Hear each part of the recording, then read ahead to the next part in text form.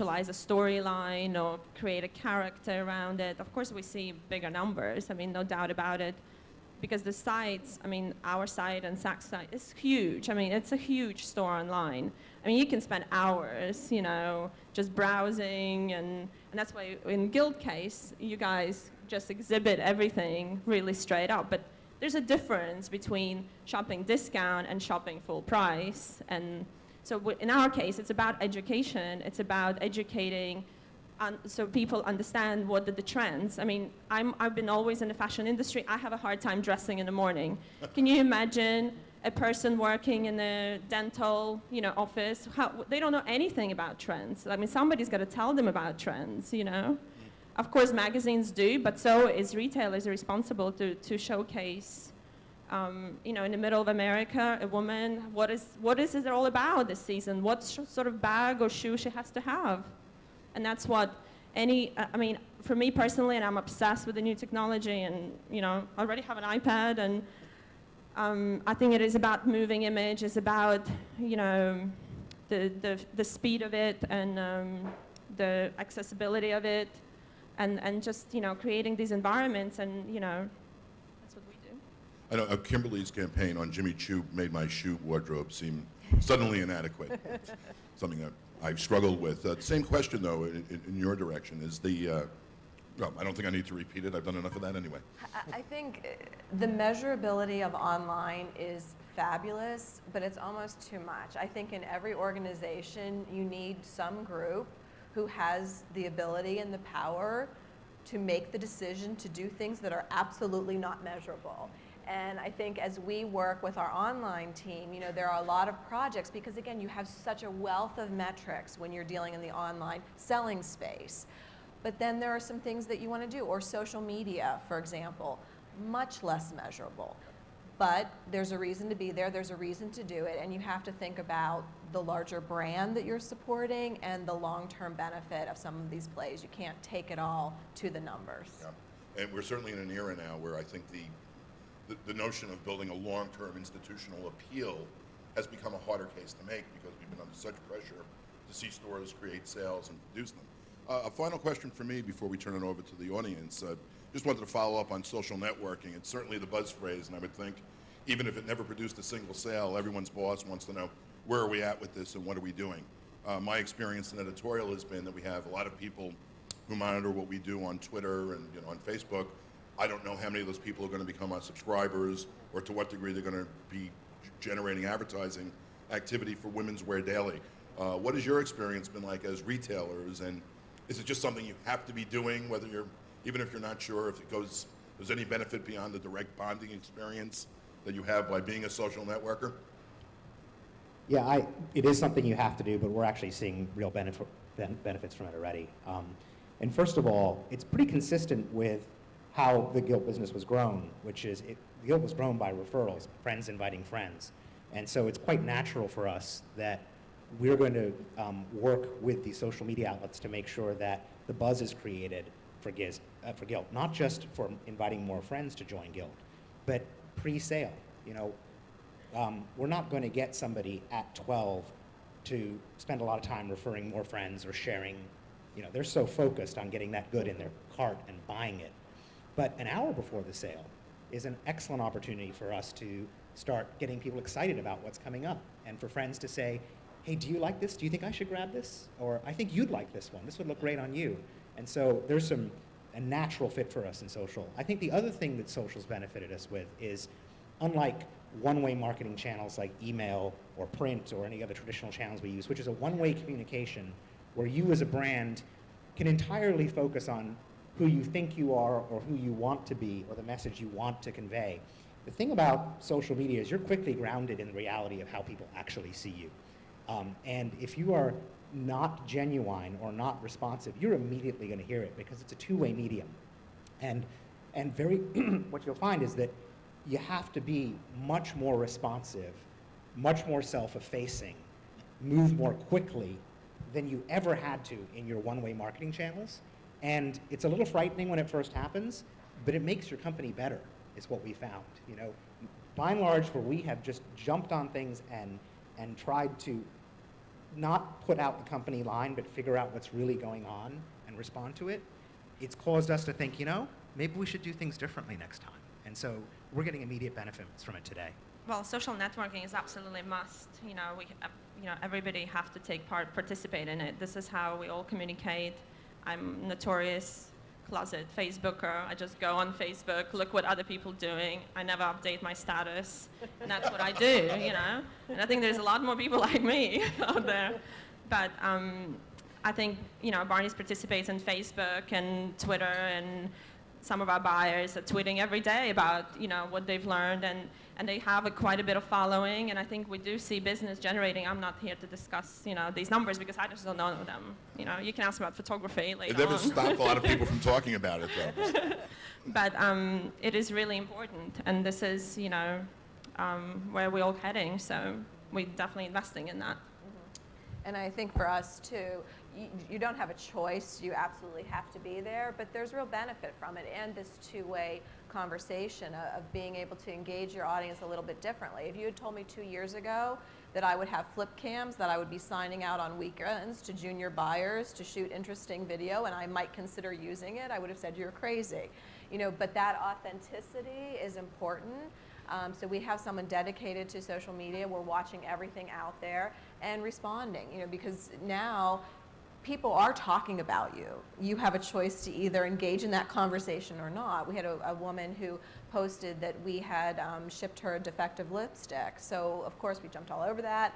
We found there were 2 extra lipsticks in the New York store, but when we opened them, they were also smashed on the top. So it was actually, she had said we gave her a used lipstick. It was actually a product defect from the manufacturer. So we found one in our Greenwich store that was fine.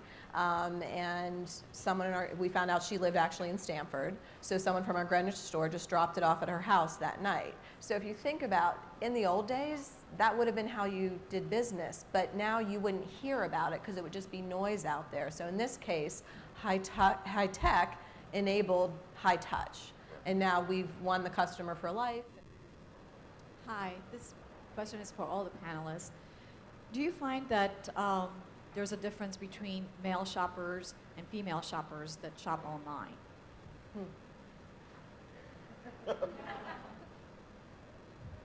I think the female shoppers are shopping much more.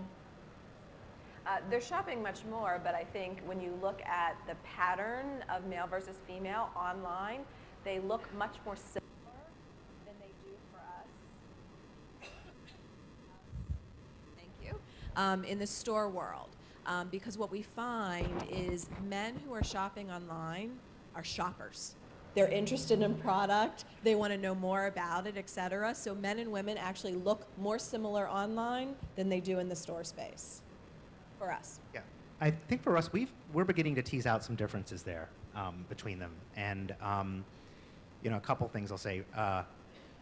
First of all, the men in our store love the the ease, the limited selection. You know, maybe not the early adopters on Gilt, but where our growth market is, where the next million male members going to come from. You know, these are folks that they like wearing nice things and they like to be well dressed. The reason they're not better dressed is because their idea of a wonderful Saturday is not to trip down to the mall, walk past the perfume counter, Guilty. go to the 5th floor. Not that that isn't a wonderful experience for some people, but for many of our members, that's not. Now, so we have our internal code for this. We call it shop like a guy and dress like a man. And the first part of shop like a guy is what I'm describing, which is for many men, including me, the ideal experience is show me several things that I just can't go wrong buying. Remove any, you know, purchase regret that I might have over it, and let me just put it in my basket and buy it and feel good about that purchase and then move on. And so that's the shop like a guy. The dress like a man is, I think one of our insights has been that there are an awful lot of guys out there who have the income to dress better, and they just don't. They dress like a small upgrade from how they dressed in college. And some of my favorite comments online are the women who say, "Thank you, Gilt. My guy is finally dressed decently now." Whereas the women are more willing to sort of browse around and just see what's going on. We've actually had women in our focus groups when we're studying site design who've said to us, "Yeah, there's nothing on Gilt today that I'm going to buy, but I'm going to go on later this afternoon and just kind of browse around and see what else is going on." And I don't think you'd find most of our male members would not come onto the site just to look around. They'd say, if I can't find something I'm going to buy here, I'm gone. So we do see some differences. It's interesting because all three of you have a very high-end, upscale consumer to draw from, and you would think those males would be, if not at least the biggest acquirers, certainly the ones who have the imperative to acquire nice clothing that they need at least for work, even if they look like slobs on the weekends on occasion. It would seem that the online experience would really expedite the shopping experience, would make it possible, for instance, even if a guy didn't want to do his buying online, could do the shopping and then follow it up. Not to put the online-only experience down, but the idea of previewing the merchandise, having a better idea of what they want to get and what's available in a particular store. Are you finding that within the bricks and mortar environment, that a lot of your male shoppers have actually tested the waters already online before they're coming into the store? Well, it all depends on which department you look at. I mean, there's made-to-measure department, which is a big part of Barney's business, where people, benefit from going in and try on suit and get advice by the experienced sales associates. If we do get into augmented reality, and maybe that could breach, that gap, but then you've got your fashionista males that dress in certain designers. They're not available necessarily in the store, online, so they have to run into store, and those are the ones that shop really early in the season, and they don't wait for the sales because they really follow the trend. So there's different groups. It's hard to generalize. Different behaviors, yeah. Right. I think we see less of that browsing and then coming into the store to shop for men. I think if they are online, they want the immediate reward of achieving whatever they've been looking at. So I think it's more the store customer and the online shopper are a little separate in that case. And one thing that's been consistent, even with the boom in online shopping, and obviously online apparel sales expanded about 15% last year, while the overall apparel market stayed about the same. For the 34 years that I've covered the apparel business, every year we get these numbers, and the ratio of women's apparel to men's apparel has been a consistent 2-to-1 with virtually no deviation since 1976. So obviously I think there's a higher unit price involved there, but there's obviously just a proclivity for purchasing and an interest in fashion that even with the male fashion explosion that allegedly took place has never really changed all that much, and you would think online would be one possible avenue where it might, and I guess we'll see. Actually, I think that's something we believe we can do for men. One of the other differences we see, again, not between the fashionista crowd of men and women who understand all the brands, but our next 5 million members, say, I'm describing them now. The women know these brands and which brands for them and which are for their friends very well. They're consuming media all the time that explain to them where these brands are. If I put up a marketing tool like a perceptual map and asked our core Gilt customer to map the brands, she would be able to do it. She would be able to do it very precisely, and it would be very consistent. Many of our sort of next wave of Gilt man customers, stereotypically, they're very comfortable with a few brands that they know, and they know those well, and they don't venture much outside of there. And because they don't consume the media, they're on late night watching television, they're not consuming the media that's explaining what these brands are to them. And so we actually think that our success in men's will be very much tied to, can we help in that very venture? Can we help explain why this is for you and how you'll look at it? And I don't think we've cracked it yet.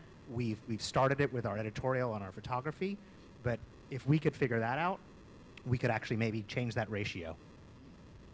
Well, we're waiting for someone to do it. Any more questions from the audience? Yes, we have one in the back there, and there's a microphone for you. Maybe it's a microphone without an on-off switch. We can't be sure. There we go. Maybe not. Okay, I'll just yell. We're picking you up now. So my name is Quinn, and I actually started an agency focusing on moving image last fall. So my question is really for Lena, but for the rest of the panel.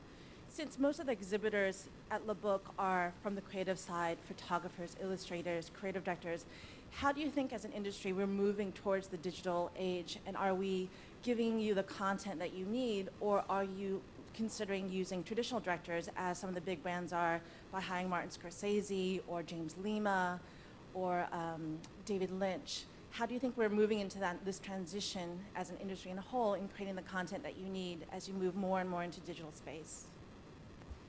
Well, it's interesting because our industry is changing. So what we see a lot of trends is photographers pick up a camera and start becoming filmmakers. And it's not necessarily the case where a good photographer could be a good cinematographer or director, which we have to find soon enough the sophistication and start editing to it. And that's why certain brands, I guess, reach out to David Lynch, and who could afford David Lynch, to commission him to do a short. I think there is a difference between photographers have a cinematic eye or not. And just because it moves, it doesn't mean it's good. And so I think the standard has to also, I think the technology is there. I think that we just have to grow with it. And I think that photography will exist, but also for certain aspects of it, the video is really crucial. So there needs to be development in that. And I would love to work with more directors and more filmmakers and within our generation of people that I've already worked with. But sometimes what I see online of presentation of photography agencies, it's underwhelming, to say the I would least. think the market for new creative talent would be pretty ripe right now. That I don't know of anyone who's like in print, for instance, who isn't looking for good videography and having a difficult time finding it, at least from the current people that they're getting their creative from. Right. So I guess this would be a good opportunity for many of the people in this room if they're looking for that kind of diversification. Right. I agree, and I also think there's a lot of sites that we see that the video gets presented. First of all, they're sometimes too long. There's sometimes one note. They don't have humor element. They take themselves way too serious. I don't want to watch a video of the girl flipping hair for 2 minutes, right? I don't 30 know who seconds does. at most, right? Even if. So we have to get a little bit critical about moving picture. But I do think that I would be excited to get a magazine on the iPad within the next year that's all digital, shot on video, and you have beautiful short films in it rather than the still pictures that I have to click through. Anything to add, Kimberly? Or I think we have a last, I guess this will be our last question. We have time for one more. The gentleman in the hat, second row. I just have a question.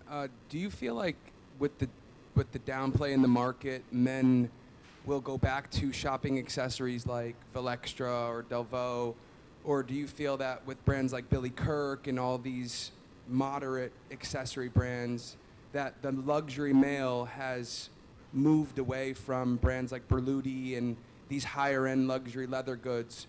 Will the guy go back to these expensive attachés, or will he stay with his, $175 Billy Kirk or Jack Spade bag?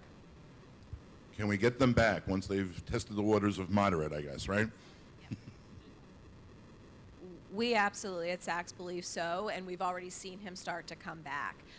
You're seeing certainly a different pace of return among the truly affluent versus maybe that more aspirational affluent. That aspirational affluent may be very happy with Jack Spade. The truly affluent, who is the real luxury goods consumer, the luxury market got bigger probably than it even deserved to at a certain point, but there's still a sizable luxury shopper out there, and we think they'll be back looking for exactly those products you're talking about. I take it from the question that that's what you're hoping for as well, right? I have to agree with Kimberly that I definitely think that a male shopper who is seeking the quality luxury is there, and it stays true to that particular point of view. And I think mass product, it's really diluting itself, and nobody wants to walk around in the same shirt, I would imagine, or same shoes. And I think individual style is really important, and I think that with the younger generation, same thing. So it's like our job, as I said before, educating people, to showcasing the trends, to reconnect them with the brands. I mean, you could see in the menswear, there's so many trends of reestablishing old brands, all American brands. There's a big following in Japan about American brands. Everybody's in love with Double RL, you know, everybody's in love with these, you know, Woolrich. I mean, everybody, and you know, it's about going back, and it's about recognizing the quality in product and authenticity. And so that always probably prevails than somebody is taking somebody else's idea and executing it in million SKUs numbers. That's what I think. It seems intuitive to me that comes back, and here's why. The reason those very high-end